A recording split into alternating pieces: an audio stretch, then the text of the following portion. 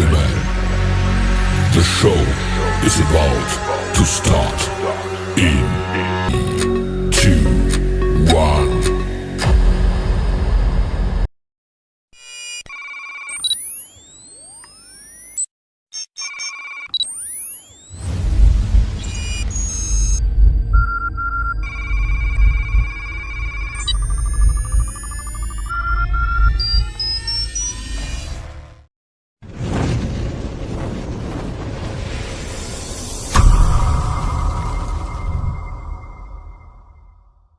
नमस्कार, शुभ संध्या। आज के तीसरे सत्र की साथ मैं आपकी होस्ट रेखा चौरसिया आप सभी का international convention for human rights 2025 में हार्दिक स्वागत अभिनंदन करती हूँ। आज का ये ऐतिहासिक अधिवेशन मानवाधिकारों की सुरक्षा, जागरूकता और न्याय को समर्पित है, जहां देश विदेश के गणमान्य सम्मानित प्रबुद्ध जनों द्वारा अपने अमूल्य समय प्रदान करने वाले सम्मानित विशिष्ट अतिथि हमारे साथ जुड़े हुए हैं। सर्वप्रथम संक्षेप में human rights protection cell HRPC का परिचय देना चाहूंगी। HRPC एक राष्ट्रीय संस्था है। इसका उद्देश्य है नागरिकों को उनके मौलिक अधिकारों के प्रति जागरूक करना, मानवाधिकारों की सुरक्षा, जांच और सहयोग, पीड़ितों को कानूनी सहायता और न्याय दिलाना तथा समाज में समानता, न्याय और मानवता को मजबूत करना। HRPC की टीम वर्क देश के हर ब्लॉक, जिला, संभाग और राज्य स्तर पर निरंतर सक्रिय है और समाज में मानवाधिकार जागरूकता को सशक्त रूप में आगे बढ़ा रही है। तो आइए HRPC के इस शानदार कार्यक्रम का आगाज करते हैं मां सरस्वती की वंदना के साथ। या कुंदेन्दु तुषारहार धवला, या शुभ्रवस्त्रावृता, या वीणावरदण्डमण्डितकरा, या श्वेतपद्मासना, या ब्रह्माच्युत शंकर प्रभृतिभिः देवे सदा वंदिता, सा मां पातु सरस्वती भगवती निशेषजाड्यपः। जय माता दी। आज के इस तृतीय सत्र की अध्यक्षता कर रहे हैं हमारे chairperson doctor Ravindranath Singh ji, honourable chairman of HRPC education cell से हैं। और मैं आवाहन करूंगी हमारे आज के चीफ गेस्ट श्री HP सिंह, honourable former justice high court MP India से हैं, जो कि हमारे बीच उपस्थित हैं। अगर उससे पहले उनका पूर्व परिचय मैं देना चाहूंगी। हमारे आज के चीफ गेस्ट सम्मानित Shri honourable former justice high court Madhya Pradesh के श्री HP सिंह जी के बारे में बता रही हूं कि आप पूर्व में मध्य प्रदेश राज्य परिवहन अपीलीय अधिकरण ग्वालियर के अध्यक्ष भी रहे। इसके उपरांत वे उच्च न्यायालय में पदोन्नत हुए और मध्य प्रदेश उच्च न्यायालय के रूप में अपनी अभूतपूर्व सेवाएं आपने प्रदान की। आप श्रेष्ठ परामर्श देते हुए गरीबों को निशुल्क विधिक सहायता प्रदान करते हैं। आपने Bharat heavy electricals limited, Bharat Oman refinery, Bina, India railway, BSNL, MP SEB, MP road development corporation सहित अनेक प्रतिष्ठित कंपनियों के मध्यस्थ मामलों का संचालन कर रहे हैं। सर्वोच्च न्यायालय द्वारा प्रेक्षक के रूप में आपकी नियुक्ति लाखों नागरिकों के लिए प्रेरणा स्रोत बनेगा। ऐसे श्रेष्ठतम व्यक्तित्व को मुख्य अतिथि के रूप में आमंत्रित कर रही हूँ। जोरदार करतल ध्वनियों से स्वागत कीजिए former high court justice HP Singh ji का। धन्यवाद सर। इस सेशन के सदस्य, special guest, senior advocate and former vice president of supreme court bar association of India Shri Pradeep Rai ji, chief speaker Shri Manmohan Joshi ji, prominent guest Padmashri Anuradha Koirala ji, chairperson doctor Ravindranath ji, Sanjeev Kumar ji, HRPC के सभी सदस्यगण इस कार्यक्रम को देख रहे, सुन रहे सभी बंधुओं, देवियों, सबसे पहले मैं HRPC को धन्यवाद देना चाहता हूं कि ये बहुत ही एक ज्वलंत सब्जेक्ट, जो कि आज के मानव के लिए अति आवश्यक है, आज डिस्कशन में रखा है। मैं जानता हूं कि इसमें उपस्थित बड़े बड़े एडवोकेट, अन्य विद्वान जन हैं और निश्चित रूप से कानून के बहुत ही सूक्ष्म बिंदुओं से वो परिचित हैं। उनके सामने, ऐसे प्रबुद्ध जनों के सामने कानून की व्याख्या करना, मैं अनावश्यक उनका भी, अपना भी समय बर्बाद करना समझूंगा। इसलिए बच्चों के जो प्रोटेक्शन ऑफ चिल्ड्रंस राइट के बारे में जो कानून बने हैं, इस पर बहुत सूक्ष्म रूप से इतना बोलना चाहूंगा कि संयुक्त राष्ट्र बाल अधिकार अब इस समय में UNRCRC में 1989 में जो कदम उठाया गया, ये देखकर कि बच्चों के साथ आज से नहीं, बहुत पहले से कोई न कोई अपराध होता है और जो उनका अधिकार है उनसे वो वंचित रहते हैं। इसको देखते हुए UNCRC के रूप में एक बड़ा कदम उठाया गया था, जो बच्चों के 5 मूल अधिकार निर्धारित किए थे। ये सबको मालूम है, फिर भी मैं इसको बताना चाहूंगा कि वो अधिकार थे: जीवन का अधिकार, शिक्षा का अधिकार, स्वास्थ्य और पोषण का अधिकार, शोषण और हिंसा से सुरक्षा का अधिकार एवं अभिव्यक्ति एवं सहभागिता का अधिकार। साथियों, बच्चे वो फूल होते हैं जिनसे पूरा हमारा भविष्य टिका रहता है, लेकिन हम जानते हैं कि सब कानून बनने के बावजूद निश्चित रूप से भारत में मानवाधिकार का बहुत महत्व दिया जाता है। फिर भी हम जब भी बात करते हैं तो हम देखते हैं कि बड़े बड़े लोगों के बीच उनके अधिकार तक ही बात सीमित रह जाती है और निश्चित रूप से बच्चे कहीं न कहीं निगलेक्ट हो जाते हैं।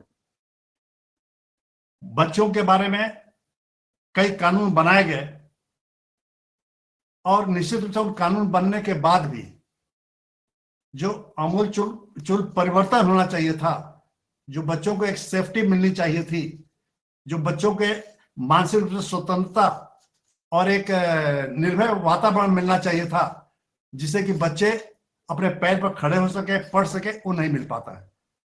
साथियों, निश्चित रूप से मैं देखा हूं, ये कहानी सार्थक होती है कि जिसके पांव न फटे बेवाही, वो न जाने दुख पराई। ये आज हम लोग निश्चित रूप से यहाँ जितने लोग बड़े बैठे हैं वो संपन्न हैं, पढ़े लिखे हैं, अच्छे कैटेगरी से बिलोंग करते हैं। निश्चित रूप से वो बचपन में या उनके जो बच्चे आज हैं उन कष्टों को नहीं भोगते हैं जो एक गरीब व्यक्ति, एक कहावत है कि सबसे बड़ा पाप गरीब होना है। हम ह्यूमन राइट, बच्चों के राइट की बात करें, हम देखेंगे कि सबसे ज्यादा बच्चों के राइट का उल्लंघन उन गरीब तबके के बच्चों का होता है। निश्चित रूप से उनके सुरक्षा का उतना इंतजाम नहीं होता। सोसाइटी में उनके माँ बाप सब अपने अपने मजदूरी के चले जाते हैं, रोजी रोटी कमाने चले जाते हैं और इस नाते वो पेट पालने के चक्कर पर पड़े रहते हैं। तो उनको जो शासन के द्वारा जो हेल्प किए जाते हैं, शासन के द्वारा जो व्यवस्था बच्चों के लिए किए जाते हैं, उनका भी वो लाभ नहीं उठा पाते हैं। इस कारण से वो पढ़ लिख नहीं पाते। फिर उनके साथ जो अन्याय होता है, वो उस अन्याय के खिलाफ लड़ने के लिए वो खड़े नहीं हो पाते हैं। आप बात करें तो लोग कह देते हैं अरे वो तो समझते नहीं है। मैं आपसे बताऊं कि मैं रिटायर होने के बाद कई बातों में मैं कुछ बच्चों को अपने तरफ से, हालांकि यहाँ पर बता रहा हूं, मैं बोलता नहीं हूं, कुछ बच्चों को पढ़ाने के लिए हेल्प करता हूँ कि वो बच्चे पढ़ जाएं। कभी उनके माँ बाप को बहुत पसंद, जो बहुत गरीब लोग हैं, कहते हैं कि नहीं फीस नहीं है, कुछ नहीं है, तो हम अपने जिस लेवल में कुछ कर सकता हूँ हेल्प करता हूँ। अब मुझे मालूम है कि आदमी जो सोचता है कि नहीं हमारे बच्चे तो ठीक हैं, आपके बच्चे उसी हद तक ठीक है जबकि अन्य बच्चे भी उतने खराब नहीं हुए हैं। समाज अगर बहुत खराब हो जाए तो आप कितना भी बड़े बने रहिए, आप सुरक्षित नहीं रहेंगे, एक अच्छा वातावरण हमें नहीं मिल पाएगा। तो वो बच्चे भी अगर ठीक रहेंगे तो हमारे बच्चों के लिए भी ठीक होगा, यही बच्चे ठीक होंगे तो आगे समाज अच्छा मिलेगा। ये बच्चे जो माने अधिकार के उनका हनन होता है, उनके साथ क्राइम होता है ना, तो वो जो एक मन में पीड़ा लेकर बड़े होते हैं तो वो भी एक अच्छे नागरिक बनने में उनको बहुत कठिनाइयां होती हैं, और फिर समाज के लिए वो क्राइम करने लगते हैं। तो हमें ही देखना है कि हम बच्चों को कैसे सुरक्षित रखें। निश्चित रूप से अभी जैसे सुन रहा था कि जेल में ये सुविधा दिया है, वो सब दिया जाना चाहिए, बहुत अच्छी बात है, उसका कोई विरोध नहीं है। लेकिन एक अनुभव मैं बताना चाहता हूं कि एक बार एक सेमिनार में गया था और तिहाड़ जेल के एक सुपरिटेंडेंट साहब थे, बहुत पहले की बात बता रहा हूं, तो वो ये बोलने लगे कि दिल्ली में रोज काउंटिंग कितना बताए थे कि इतना एम्स में ले जाकर लेडीज का हमें डिलीवरी कराना पड़ता है। तो उसका कारण बता रहे थे कि बाहर के लोगों को अगर एम्स में जाए, बाहर के लेडीज जो गरीब हैं वो कहीं एम्स में जाए तो वहां उनकी भर्ती ना हो पाए, सरकारी अस्पताल में जाए तो उसका मदद नहीं हो पाए। लेकिन वो महिलाएं क्या करती थी, बता रहे थे कि जो इस माइंड इनका सेटअप है कि वो कुछ बाटल शराब का झोले में लेकर थाने के हिसाब से घूमती रहती है। अब घूमे कुछ देर, बोले क्या है, क्या तो शराब है, तो आएगा कि नहीं एक लिमिट से ज्यादा शराब है तो केस बनता है, तो उनको बोले पुलिस पकड़ भी नहीं, उनको पुलिस पकड़ लेगी, केस बनाएगी, तो ये भी कहेगी भाई आपको पर्सनल बॉन्ड पर छोड़ दे रहे हैं, आप कोर्ट में आ जाना, एक पर्सनल बॉन्ड भर दिया, बोले नहीं मैं नहीं भरूंगा, तो उनको वो जेल भेज दिया जाता है। और वो उस समय जब प्रेग्नेंट रहेंगे 8 महीने से 8 महीने कैसा टाइम रहेगा, लास्ट टाइम रहेगा, उस समय हो जाती हैं, फिर उनको रिकॉर्ड होगा कि हाँ ये प्रेग्नेंट है, इनको केयर किया जाए, फिर केयर किया जाता है तो उनको ले जाकर फिर हॉस्पिटल में भर्ती कर दिया जाता है ना। तो वो भर्ती के बहुत अच्छी बात है। लेकिन आज जो सही जो इसको नीड है, अगर वो एक गरीब है बेचारी, उसका कोई मदद नहीं हो पा रहा, वो एम्स में नहीं अपना इलाज करा पाएगा, लेकिन वो क्राइम करके अगर जाता है तो हो जाता है। तो हमें वो पॉइंट में सुन रहा था तो इस पर भी मुझे लगा कि ये भी एक पहलू है। तो हम जो बच्चे, जो गरीबों के बच्चे हैं, जो अपने राइट के लिए उनके माँ बाप उतना संवेदनशील नहीं है ना, उनको वो समझ नहीं है। कई बार हमसे लोगों से बात होती है, सोशल वर्क में पूछता हूँ भाई आप क्या कर रहे हो, कैसे कर रहे हो, तो बोले साहब यहाँ गया थे, नहीं वो तो समझते नहीं है। हम बोले कि नहीं, गलत है, अगर आप बोलते हो कि नहीं समझते हैं इसके मतलब आप समझा नहीं पा रहे हो, आप में समझाने की कैपेबिलिटी कम है। अधिकांश लोग, कई बार ऐसा होता है कुछ लोग बोल देते हैं कि साहब आप समझ नहीं रहे। अब मेरा कहना कि नहीं, आप ये बोलो कि आप में कैपेबिलिटी नहीं कि हमें समझा पाओ। तो इसीलिए उन बच्चों को बीच में जाकर काम करना चाहिए। मानवाधिकार के जो लोग भी हैं, हर जगह ब्लॉक से लेकर तहसील से लेकर डिस्ट्रिक्ट से लेकर हर जगह लोग काम कर रहे हैं, बहुत अच्छा। लेकिन अभी उस तक पहुंच जो है ना, जो सबसे नीडी पर्सन है उनके बच्चे तक नहीं हो पा रहा। निश्चित रूप से अगर वही बच्चे को पढ़ने का मौका मिला, अगर उनको अच्छा हेल्थ मिला, तो निश्चित रूप से एक अच्छे नागरिक बनेंगे। और उनको चूंकि बताया ना कि उनका कल्चर ऐसा रहा है, वो पढ़ नहीं पाए, वो अपने माँ बाप के साथ रहकर बेचारे गरीब हैं, वो जो कपड़े में रहकर जिस तरह सुनते देखते हैं उसी संस्कार में पलते हैं। तब 10 बार भी कहोगे कि नहीं आप चलो बेटा पढ़ो, पढ़ने से फायदा होगा, चलो ऐसा सफाई से रहो, ऐसा अच्छा होगा, ऐसे रहो तुम्हारा हेल्थ अच्छा होगा, उनको पैसा दिया जाता है, माँ बाप उसको खाने में ना खर्च करके अन्य चीज में खर्च कर देंगे, दारू में खर्च कर देंगे। लेकिन इसके लिए मैं मानता हूं कि एकदम उन्हीं का दोष नहीं है, वो उतना उनके पास दिमाग विकसित नहीं हुआ है, इतना वो सोच नहीं पाते हैं जो हम यहाँ बैठकर, हम आप बैठकर सोच लेते हैं। तो हमारा ये कहना है कि हमें बच्चों के अधिकार को सुरक्षित करने के लिए हमें वहां तक जाना पड़ेगा। और आज भी मानिए कि कितने लाख बेटियों का शादी 18 से कम एज में अभी हो जा रहा, 15 साल के ऐसे कई आंकड़े आते हैं ये शादीशुदा जो 23-24 साल की महिलाओं से पूछिए, 15 में शादी हो गई थी, तुरंत वो प्रेग्नेंट हो गई थी। और ये मान के चलिए कि वो शादी उन्हीं घरों में होता है कम एज में, जहां उतना शिक्षा नहीं होता, उनको इस बात का ज्ञान नहीं होता कि हम बच्चे को पढ़ा कर हमें क्या मिलेगा, बच्चों को पढ़ा कर हम किस तरह का लाइफ सुधार सकते हैं।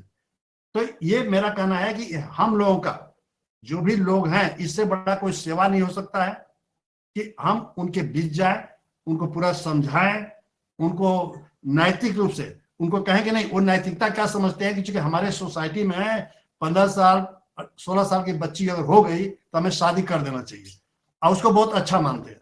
जो इनके बच्चे बच्चियां जो बड़ी हो जाती हैं वो शादी नहीं करते हैं, तो उनका एक अलग कहते हैं देखो वो ठीक नहीं है, क्योंकि उनका उस तरह का एक परवरिश हुआ है, उसी माहौल में रहते हैं, तो उनका माइंड सेटअप जो है ना उसको चेंज करने की जरूरत है। हमारे मतलब है कि उनके माइंड सेट को चेंज किया जाए, उन परिवारों के बीच मिला जाए, तो अपने आप वो भी अपने बच्चों का केयर करने रहेंगे। जो बच्चे पढ़ नहीं रहे, इधर घूम रहे उधर घूम रहे, उनको कैसे हम रोके, इसके लिए यूनिट हर जगह बनाकर और उनके बीच जाना चाहिए, उनके माँ बाप को समझाना चाहिए, और सबको ये लाना चाहिए कि नहीं, कोई भी रास्ता आप अपनाते हो वो सब गलत है, वो रिवायता है। अगर प्रोग्रेसिव लाइफ चाहिए, आप भी चाहते हो कि आपके बच्चे का जीवन अच्छा हो, तो हम लोग की बातों को सुनो, हम लोग आपके वेलफेयर के लिए आए हैं, और अगर कोई मदद हमसे चाहिए जिस तरह का, हम तो मदद करने में तैयार हैं। आप अकेला नहीं हो, क्योंकि आप इस समाज का पार्ट हो। अब मेरा तो ये मानना रहता है, और मैं सोचता भी हूँ कि हम लोग खुद जो पढ़े लिखे लोग हम लोग हैं, बहुत कुछ कर रहे हैं। अभी जो इसमें लिखने पैनल बैठे हैं लोग, बहुत अच्छे अच्छे काम कर रहे हैं, और निश्चित से ह्यूमन राइट, बच्चों के राइट का रीढ़ से सुई सूट से अन्य तरीकों से रक्षा कर रहे हैं। लेकिन कानून जो है वो ठीक है, कानून इसीलिए है, सजा इसीलिए होता है कि कानून जो अपराध किया उसे सजा हो, अपराध को रोका भी जाए। लेकिन निश्चित रूप से जहां तक कानून का बात, कोर्ट की बात है, आपको मालूम है कितने कितने साल लग जाते हैं केस डिसाइड होने में, और छोटे छोटे बच्चों के साथ जो अपराध हुए रहते हैं वो मामले में डिसाइड होने में बहुत टाइम लग जाता है। तो वो एक बच्चों में भी एक भय का वातावरण बनाया रहता है, जिस बच्चे के साथ होता है उनका भी और दूसरे का भी। एक तो वो बात है, कानून सजा देते थे, कब देगी, कब दे, क्या उसका इम्पैक्ट होगा। इसलिए दूसरे तरफ यह है कि हम सोशल वर्क करके, लोगों को एजुकेट करके, और लोगों में हर तरह के सामाजिक अच्छाइयां लाने की कोशिश करके, बात करके उनको ऐसा वातावरण डेवलप करें कि बच्चों के प्रति अपराध हो ही ना। हमें सोचना पड़ेगा कि अगर अपराध मुक्त बच्चों का समाज होगा, उसी समाज में हमारा बच्चा भी रहेगा। ये मान के चलिए कि जो बच्चों के साथ जो अपराध होता है, अच्छा क्या होता है, बच्चे मतलब एकदम से कोमल फूल हैं, वो शुरुआत में जैसे बैड टच गुड टच की बात आती है, वो पहले समझते नहीं है, उनको बड़ा प्यार से छुआ जाएगा, उनको ऐसा क्या था, एक दिन छुए दूसरे दिन छुए, उनको लगे नहीं तो सामान्य बात है, उनको कोई उसमें आपत्ति नहीं रहती, क्योंकि उसको वो बुराई समझ ही नहीं रहे। फिर धीरे धीरे धीरे धीरे आदत हो जाती है, आदत उनके साथ अपराध होने लगता है, अपराध हो जाता है तो उसका भी प्रतिकार करने का एक तो साहस नहीं होता, फिर लगता है तो सामान्य बात है, ठीक है ना। और उन बच्चों के साथ औरों के साथ होने लगता है। अन्य लड़कियों का आप देखिए कितने कम 4-4 साल के बच्चों के साथ रेप हो जाता है। ये रेप ऐसा अपराध, ये अपराध है अभियुक्त के जो करने वाले हैं उनके एक कुंठित मानसिकता की। तो हमें समाज में इस तरह काम करके हम अगर उनके मानसिकता को ठीक करने की कोशिश करें और कुछ मानसिकता भी ठीक करें तो कई अपराध होने से बच जाएंगे।